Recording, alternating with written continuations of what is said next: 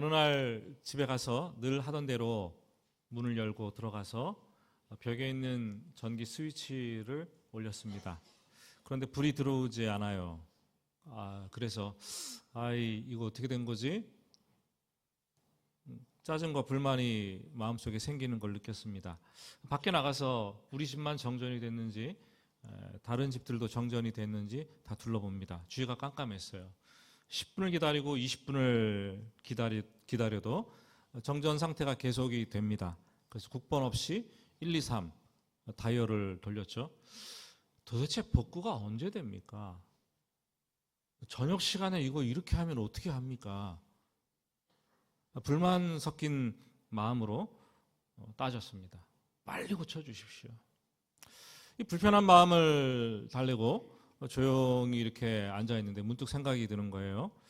예전에 제가 설교한 말도 생각나고 하면서 전기가 들어오도록 내가 한 일이 도대체 무엇인가 이런 생각이 들었어요.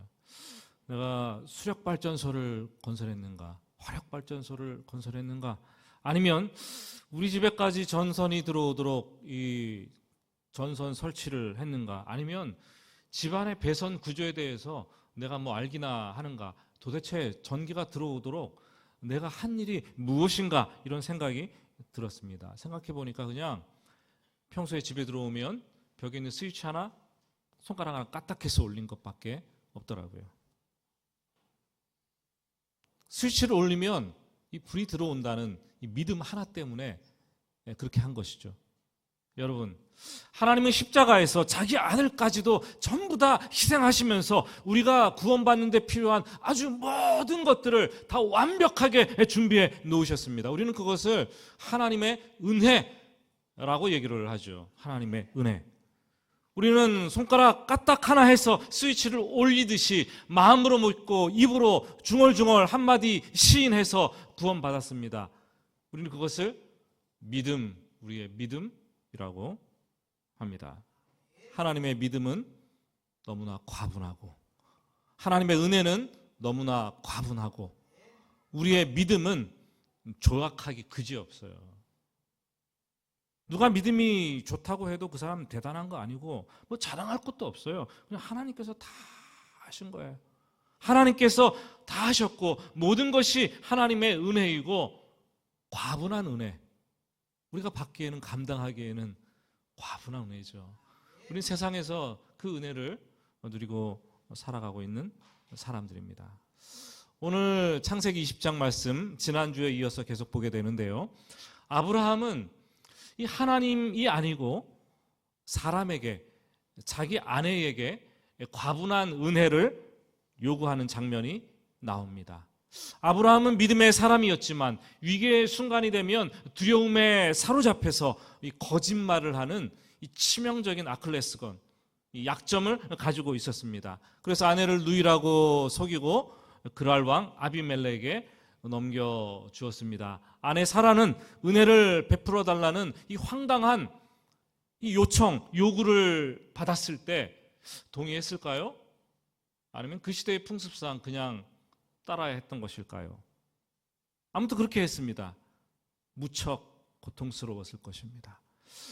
다행히 하나님께서 개입하셔서 대형 사고를 면했지만 말도 안 되는 은혜를 베풀어 달라고 요구를 받고 낯선 남자에게 끌려가서 낯선 곳에서 하룻밤을 지새웠겠죠. 지새웠던 그 사라의 마음은 어떠했을까요? 오늘 8절 말씀을 보시면 이렇게 기록이 되어 있습니다. 아비멜렉이 그날 아침에 일찍이 일어나 모든 종들을 불러 그 모든 일을 말하여 들려주니 그들이 심히 두려워하였더라. 사라를 데리고 온 날 하나님께서 아비멜렉을 일찍 재우셨어요. 아무 일도 못하도록 일찍 재우시고, 그리고 다음 날 아비멜렉은 일찍 일어났다고 되어 있습니다. 왜요? 하나님께서 꿈에 나타나셔서 괴롭혔어요. 그 여자를 돌려보내라. 반드시 돌려보내라. 그러지 않으면 네가 죽을 것이다. 조폭 수준의 협박을 하나님께서 하셨죠. 그러니까 밤새 한잠도 잠을 자지 못한 거예요. 아비멜렉이 아침에 일찍 일어나서 화가 났습니다. 누이라고 해서 데려왔는데, 분명히 누이라고 해서 데려왔는데 알고 보니 남편이 있는 여자였습니다. 이른 아침에 종들을 다 불러 모아 소집을 하고 자초지종 사항을 설명을 합니다. 왜요? 그 가족을 잘못 건드렸다가는 큰일 난다. 우리가 큰일 난다. 이 얘기를 하는 거예요. 그리고 아브라함을 부릅니다. 그리고 문책을 하는 거죠. 9절과 10절 말씀을 보시면 이렇게 기록되어 있어요. 내가 어찌해서 우리에게 이렇게 행하였느냐? 나와 내 나라가 큰 죄에 빠질 하지 않았느냐? 내가 무슨 뜻으로 이렇게 하였느냐? 3번을 묻는데 어째서 그렇게 했느냐? 어째서 그렇게 했느냐? 물으면서 화가 아주 단단히 났습니다. 차마 하지 말아야 될 못된 짓을 했다는 것을 문책하고 있는 거죠. 지금 상황을 보면 하나님의 사람인 아브라함이 세상에 사는 불신자에게 호되게 야단을 맞고 있는 장면을 우리가 보게 됩니다. 아브라함의 얼굴은 아주 뜨뜻해지고 붉게 상기됐을 것이고 아마 쥐구멍에라도 들어가고 싶지 않았을까, 이런 생각을 해보게 됩니다. 여러분, 지금도 그래요. 하나님의 사람들이 하나님의 말씀대로 살지 않으면 믿는 사람들이 뭐라 하는 건 둘째치고 세상 사람들, 불신자들이 우리에게 욕을 하는 거죠. 오히려 세상 사람들이 아비멜렉 같이 되어서 예수 믿는 우리들을 향해서 문책을 합니다. 네가 어찌해서, 너희들이 어찌해서 이렇게 행하니? 어째서 그러냐? 왜 그렇게 하니? 특히 전도할 때 가끔 그런 얘기를 듣잖아요. 너나 잘 믿어라. 예수 믿는다고 하는데 그게 뭐냐? 그렇게 사는 게. 예수 안 믿어도 착하게 사는 사람들 너무나 많다. 얘기를 하죠. 예수 믿는 사람들이 이런 얘기를 듣는 것은 참 견디기 힘든 수모예요. 부끄러움과 수치죠. 여러분, 우리 성도 한 사람 한 사람은 그냥 걸어 다니는 전도지가 되어야 돼요. 그런데 우리가 성도답지 못한 생각과 성도답지 못한 행실 때문에 우리 주위에는 상처 입은 아비멜렉들, 실망하는 아비멜렉들, 분노하는 아비멜렉들이 수없이 많이 존재한다는 거죠. 우리는 그들을 바라보면서 교만한 마음을 낮추고 안타까운 마음이 되어서 좀 울 수 있어야 돼요.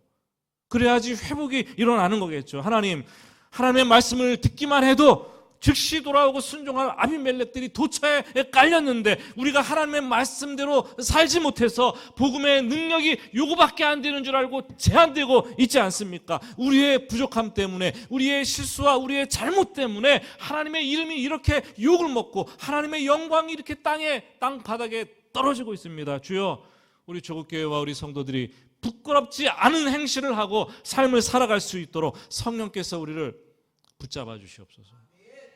기도해야 돼요, 우리가요. 사실 아브라함이 입이 10개라도 할 말이 없는 게 정상입니다. 그러나 오늘 말씀 보면 아내를 누이라고 속인 까닭이 무엇인지 조목조목 초라하게 핑계를 이렇게 대는 것을 보게 됩니다. 특히 11절인데요. 11절 말씀을 우리 같이 한 목소리로 읽어보겠습니다. 아브라함이 이르되 이곳에서는 하나님을 두려워함이 없으니 내 아내로 말미암아 사람들이 나를 죽일까 생각하였으며. 지금 직접 경험해보지도 않았어요. 그런데 이 아비멜렉과 그랄 사람들에 대한 이 부정적인 이 편견, 선입견, 그리고 나는 그 사람들보다 좀 낫다, 저 사람들은 못하다라는 영적 교만에 사로잡혀 있습니다. 그들은 하나님을 모르고 하나님을 두려워하지도 않기 때문에 당연히 부도덕한 사람들일 것이고, 당연히 강박한 마음을 가진 사람들일 것이고, 당연히 막장으로 행동하는 사람들일 것이다 추측을 합니다. 그래서 내가 가면 아내를 빼앗을 것이고 나를 죽일 것이다 라는 이런 생각까지 이루게 됩니다. 이것은 우리가 피해야 될 편견이고 선입견이고 우리가 벗어나야 될 이분법적인 사고죠. 세상은 그렇게 천편일률적이 아닙니다, 여러분. 사실 그랄 왕 아비멜렉은 하나님이 누구인지도 몰라요. 그렇죠? 불신자였어요. 그런데 아브라함의 예상과는 전혀 다르게 죄에 대한 민감성이 뛰어난 사람이었고 높은 도덕적인 수준을 가지고 있었던 사람이었어요. 특히 9절 하반절 말씀에 아브라함을 문책하는 장면을 보면 너 때문에 네가 이렇게 해서 나와 내 백성이 내 나라가 큰 죄에 빠질 뻔하였도다. 죄에 빠지는 것을, 죄를 짓는 것을 무척 두려워했던 사람임을 우리가 알 수가 있습니다. 목사의 아들로 태어난 저는요, 그리고 모태신앙을 가진 저는요, 교회라는 울타리를 크게 벗어나 본 적이 없었습니다. 어렸을 때부터. 학교를 졸업하고 군에 입대하게 되었을 때 무척 두려웠어요. 굉장히 두려웠습니다.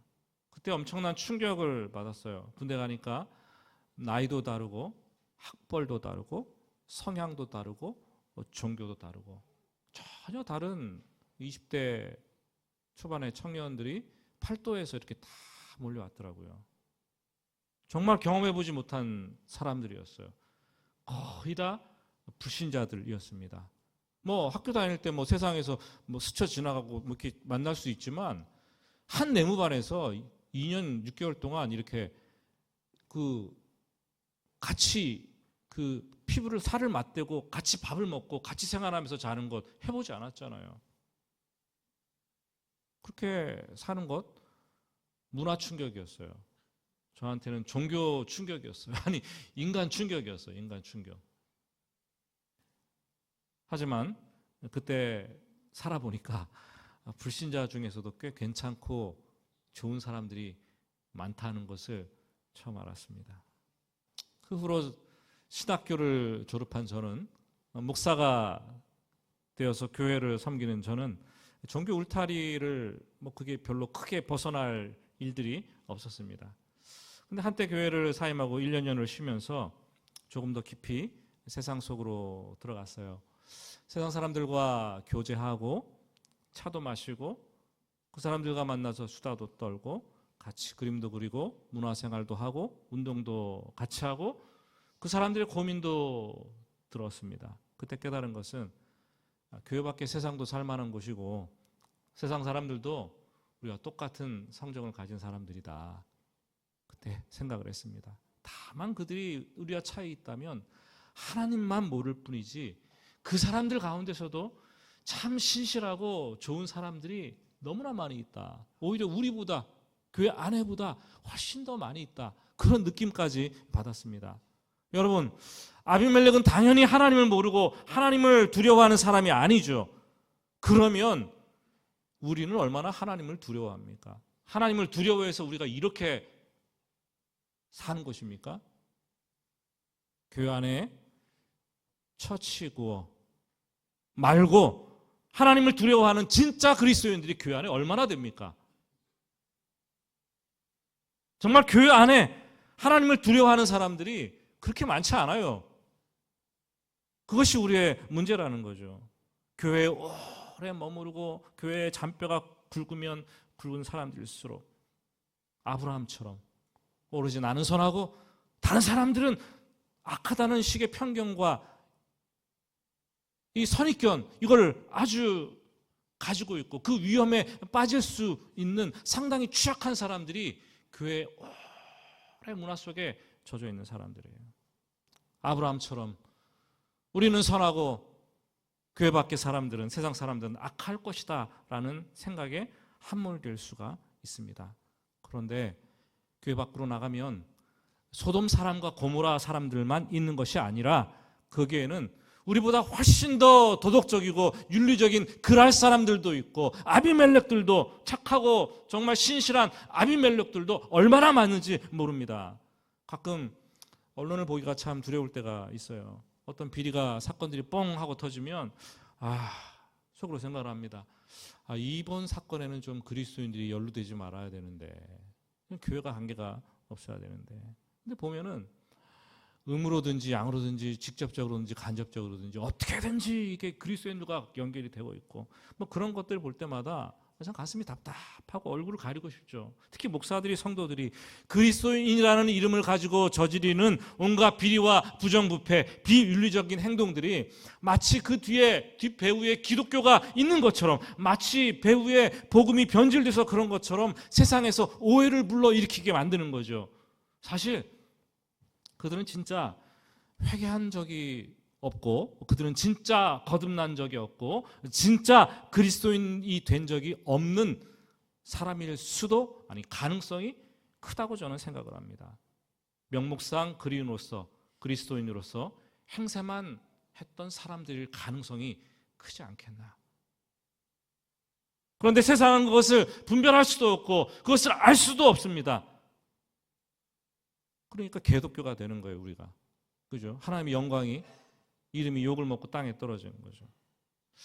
요즘 우리 자녀들이 학교 가서 점심 식사를 할 때 눈치 보여서 고개 숙여서 기도조차 하지 못합니다. 왜 그런가요? 우리 기성세대, 부모 세대 그리스도인들이 세상에서 올바르게 살지 못했기 때문입니다. 사랑하는 여러분, 우리가 붙잡고 있는 이 복음이 약해지고, 복음의 토대가 흔들리고, 우리가 붙잡고 있는 말씀이 약해지고, 우리가 붙잡고 있는 이 말씀이 더 이상 우리 속에 들어와서 일을 하지 않으면 그리스도인의 정체성은 아주 나약해집니다. 너덜너덜해지는 거예요. 그냥 도덕성, 사회윤리, 사회정의, 언감생심입니다. 공직에 있어도 불신자들보다 더 못하게 되는 거예요. 여러분, 조국교회와 우리는 이 점점 타락해져가는 이 세상 속에서 이 시대의 마지막 양심, 마지막 정의, 마지막 희망의 아이콘이 되어야 합니다. 우리가 이것을 놓고 그 소망을 붙들고 교회와 우리 성도들이 각자 뼈를 깎는 이 고통스러운 삶, 그런 삶을 세상 속에서 살아내야 돼요. 그래야지 희망이 있는 거예요. 오늘 말씀에서 이 아브라함이 어떻게 아내 사라를 누이라고 속였는지 그 과정을 보시면 13절입니다. 13절도 우리 같이 한번 읽어볼까요? 하나님이 나를 내 아버지의 집을 떠나 두루 다니게 하실 때에 내가 아내에게 말하기를 이후로 우리의 가는 곳마다 그대는 나를 그대의 오라비라 하라. 이것이 그대가 내게 베풀 은혜라 하였었노라.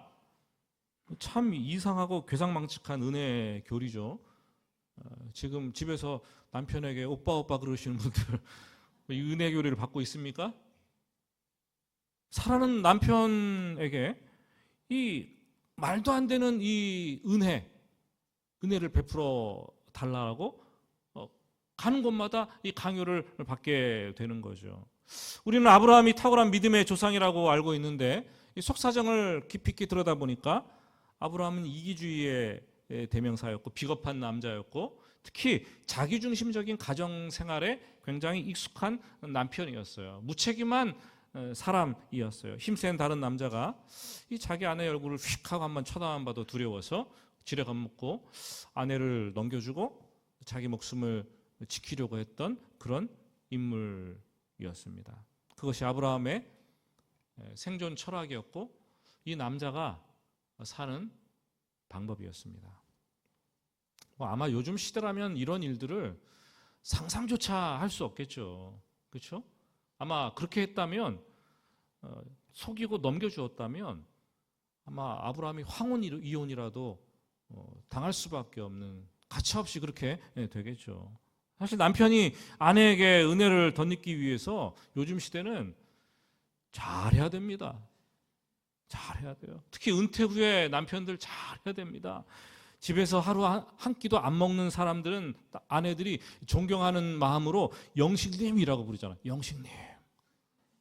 그런데 한 끼 먹는 남편은 일식씩 그래요. 두 끼 먹는 사람은요, 두식이 그러죠. 여기까지는 괜찮아요. 근데 하루 세 끼 꼬박꼬박 챙겨 먹는 남편들이 뭐라고 합니까? 어감이 달라지는 거예요. 님이나 씨나 이가 아니라 삼식세끼. 여기서 새끼가 이 새끼가 그 새끼, 죄송합니다. 이 새끼가 그 새끼가 아니에요 생각하는 여러분들이, 새끼, 삼식새끼. 그런데 아내들을 더 열받게 하는 남편들은 하루 새끼 꾸역꾸역 먹고 종종 간식까지 요구하는 종갓나 새끼. 뭐 사회적으로 그렇다고 얘기를 하지 않습니까? 종종 간식까지 먹는. 예? 참. 여러분의 남편은 어디에 속합니까?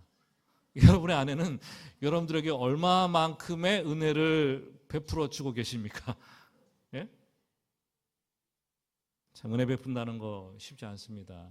특별히 우리나라 단군 건국 이래에 참으로 어려운 시대를 남편들이 살아가고 있어요. 세상에서도 그렇고 집 안에 들어와도 그렇고.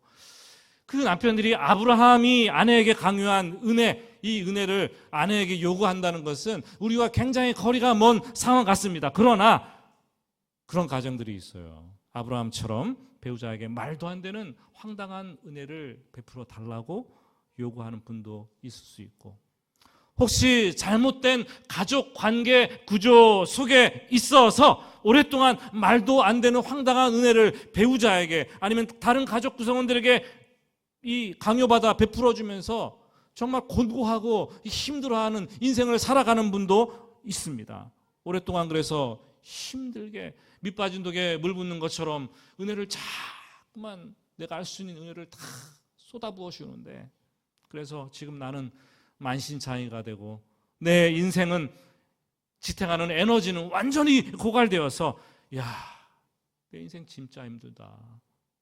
은혜를 베풀어야 되는 사람이 부모님일 수도 있고 배우자일 수도 있고 자식들일 수도 있고, 내 인생 참 공고하다. 하나님께서 그런 인생들이 있다면 특별한 위로를 베풀어 주시기를 주님의 이름으로 축복합니다. 여러분, 도대체 은혜가 무엇입니까? 은혜는 구약 성경에서 히브리어로 헨이라고 쓰이는 단어인데, 위에 있는 높은 사람이 전혀 은혜 받을 자격이 없는 낮고 천한 사람에게 고개를 90도로 구부려 가지고 자발적으로 베풀어 주는 호의, 그것이 성경이 말하는 은혜입니다. 은혜 베푸는 것은 그렇게 쉽지 않습니다. 왜냐하면 은혜 베푸는 사람에게는 희생과 손해가 따라옵니다. 낮아져야 합니다. 그리고 오래 참아야 됩니다. 고통스럽습니다. 때로는 자기를 희생하고 목숨까지 다 내어주어야 되는 거죠. 하나님은 죄인들을 향해서 끊임없이 은혜를 베푸셨죠. 그러다가 결국 자기 아들까지도 이 땅에 보내셔서 죽게 하시고, 십자가의 가장 낮은 죄인의 수치스럽고 부끄러운 모습으로 죽게 하시고 끔찍한 고통을 경험하셨습니다. 아들 되신 예수님에게 인간의 몸을 입고 이 땅에 보내신 성육신 인카네이션 사건이 은혜의 서막이라면, 십자가에서 몸을 찢고 피를 흘려 십자가에서 죽게 하신 그 사건은 은혜의 클라이막스죠. 하나님은 우리에게 죄사함과 구원이라는 놀라운 은혜를, 과분한 은혜를 베풀어 주시기 위해서 무서운 진노와 지옥 형벌을 자기 아들에게 다 쏟아 부으셨습니다.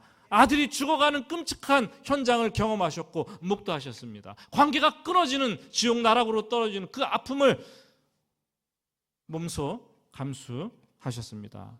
저와 여러분, 이렇게 하나님으로부터 예수님을 통해서 과분한 은혜, 놀라운 은혜를 받은 사람들입니다. 그런데 이 시대를 살아가는, 예수 믿는다고 하는, 하나님을 믿는다고 하는 많은 성도들은 그렇게 얘기해요. 하나님은 내가 달라고 하는 대로 다 주셔야 되는 분입니다. 기도하잖아요, 그렇게.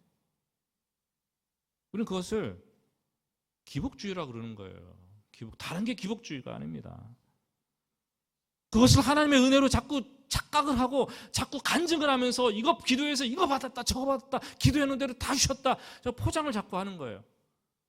은혜가 기복신앙으로 변질되는 거죠.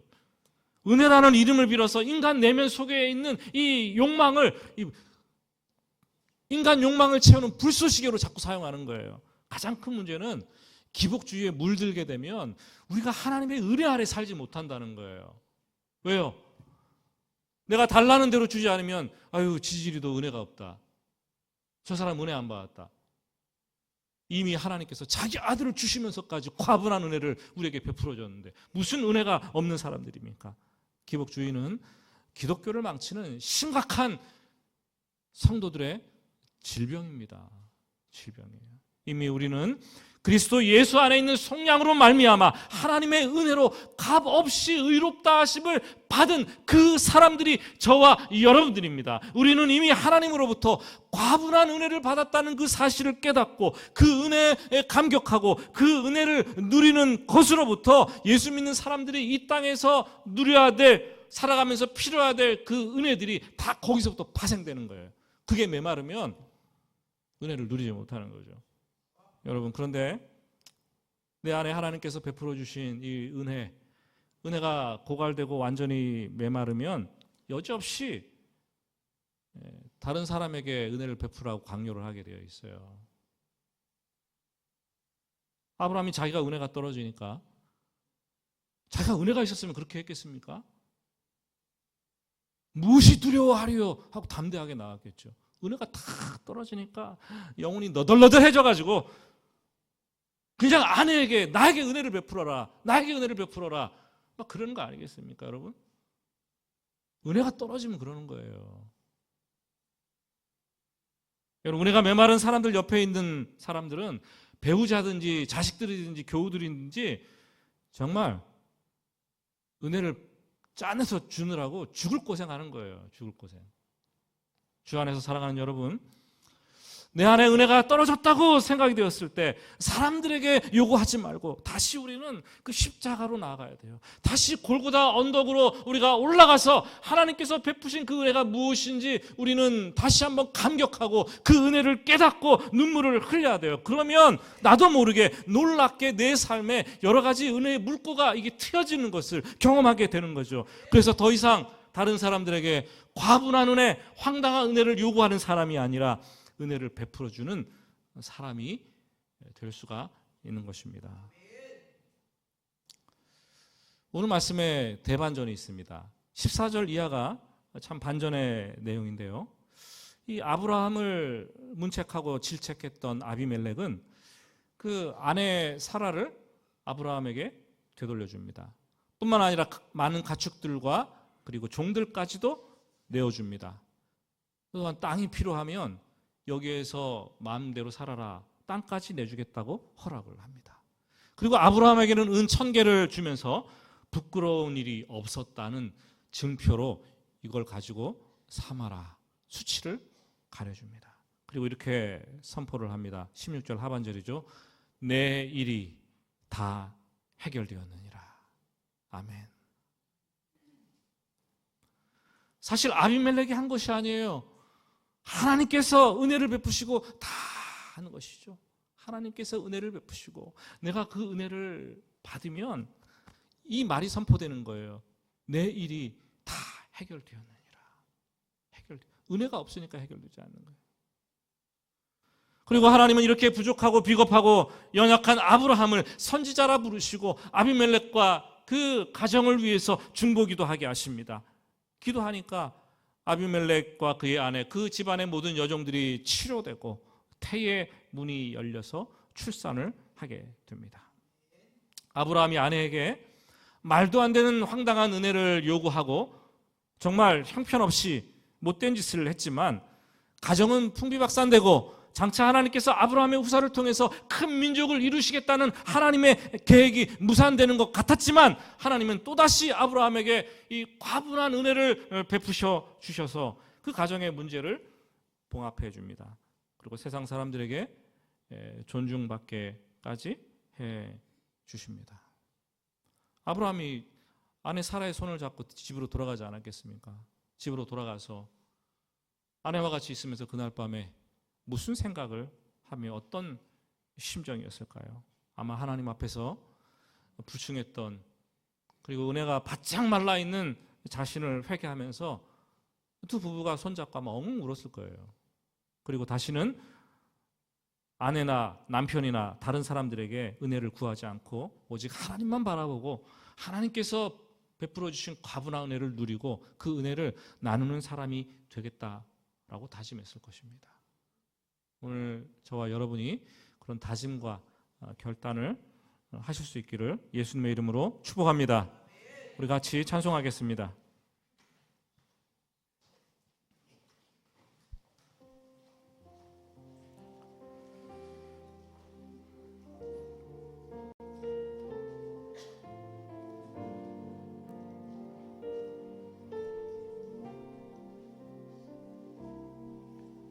내가 고난 중에도 찬송할 수 있음에 은혜의 힘입니다. 내가 실패했어도 감사할 수 있음을 은혜의 힘입니다. 대적하는 자 사랑할 수 있음을 은혜의 힘입니다. 내게 고통 주는 자 품어줄 수 있음을 은혜의 힘입니다. 주님의 은혜가 내 안에 들어오며 나는 날마다 기뻐집니다. 은혜 위에 은혜가 더하여질수록 오직 주님만 바라보. 내가 가진 것 없어도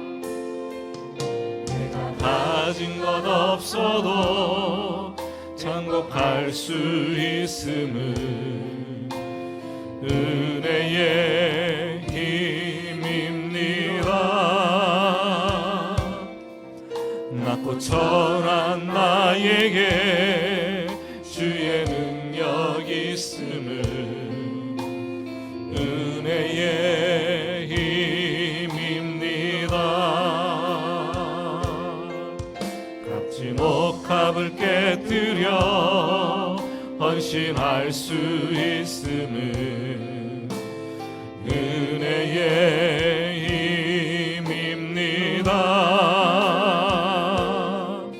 나의 생명 다하여 사명 감당한 것도 은혜의 힘입니다.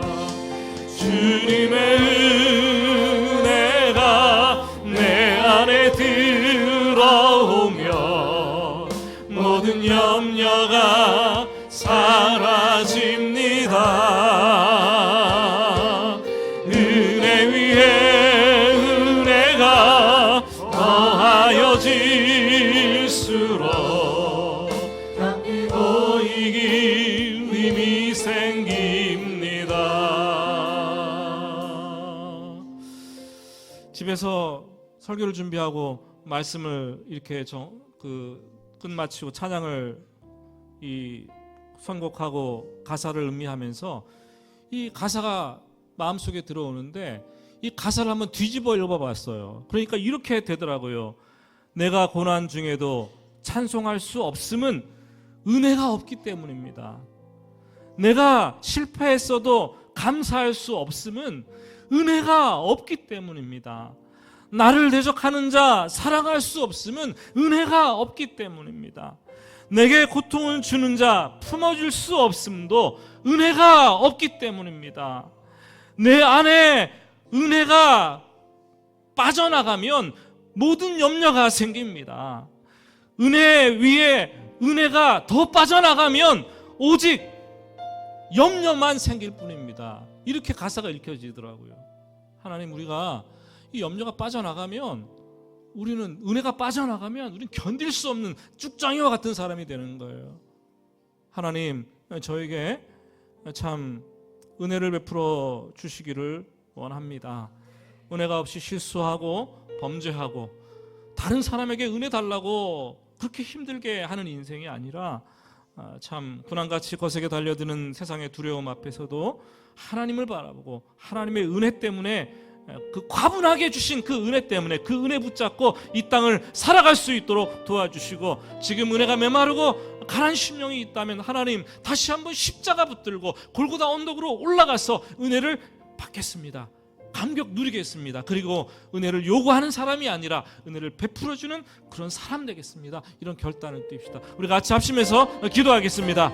하나님 아버지, 간절히 기도합니다. 오늘 말씀을 드리면서 내가 은혜가 얼마나 떨어졌는지, 나에게 은혜가 얼마나 고갈되었는지, 내가 은혜가 없어서 이렇게 염려와 걱정이 가득하고, 내가 은혜가 없었기 때문에 두렵고, 내가 은혜가 없어서 품지 못하고 사랑하지 못하며, 은혜가 없어서 이렇게 힘든 인생이었다는 것을 고백하게 됩니다.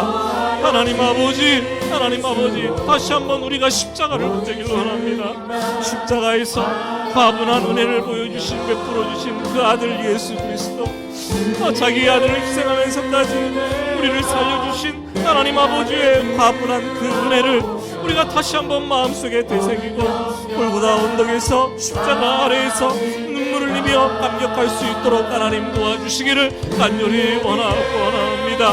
하나님 아버지, 세상을 바라보면 거대한 고난과도 같이 달려드는 아버지는 두려움이 있습니다.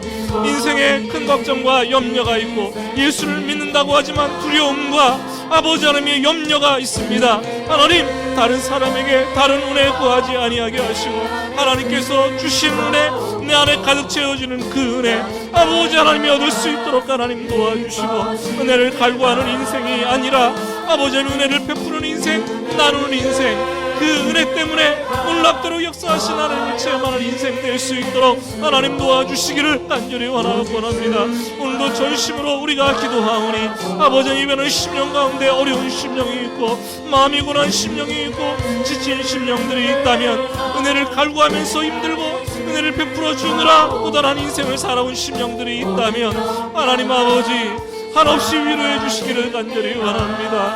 하나님으로부터 받을 위로를 세상으로 얻지 않게 하여 주시옵시고, 하나님께서 가득 채워주시고 위로하여 주셔서 우리의 생명이 열리고 우리의 삶이 열려지고 은혜의 물고가 트이는 인생 될 수 있도록 주님 함께하여 주시옵소서.